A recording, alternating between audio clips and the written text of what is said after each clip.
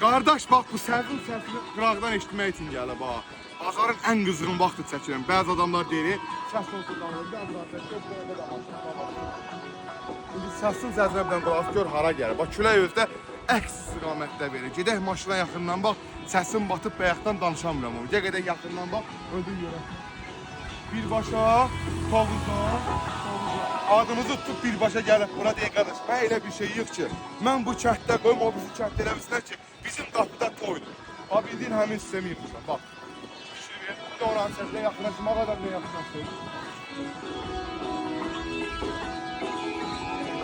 Özdəki sazı sevənlər də yaman olur ha. Vırır dağda, dərədə, daqda, qəşəng mahnını qoyur yəni istəyən, bildiyin yerini bax.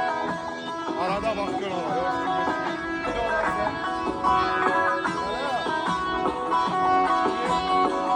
8 dənə kolonkadır, bax 8 dənə kolonka yemişim. Bax şimdi, indi bax bu mən sıkılmayam.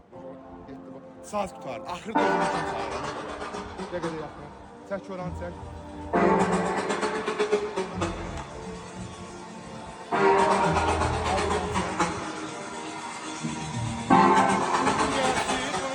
Bildiğin dəlil, deyə qardaş, belə elə bir şey yox. She twerk. She fuck. She squirt. She splat. She twerk. She fuck. She squirt. Bu gördüyün sistem var ha. Bunu sən gəlib manatsız yığdıra bilərsən. Mənə denən qardaş, mən gedirəm dağa, dəriyə, nə bilim, belə yerlərə gedən alma. Xəstələr gəlir ki, imini səs sistemi yığdırım. Bax, bu pırtıltını bu kəsir. İndi bax, o da baba maşın səsini eşitdim, baxın, gör işləşsən, bax.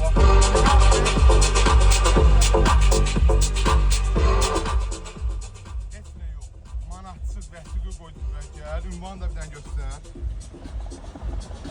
Gəl, belə gördüyün sistemi yığım götür apar. Diqqətə görə çox soğuk, qulundan ötürəm.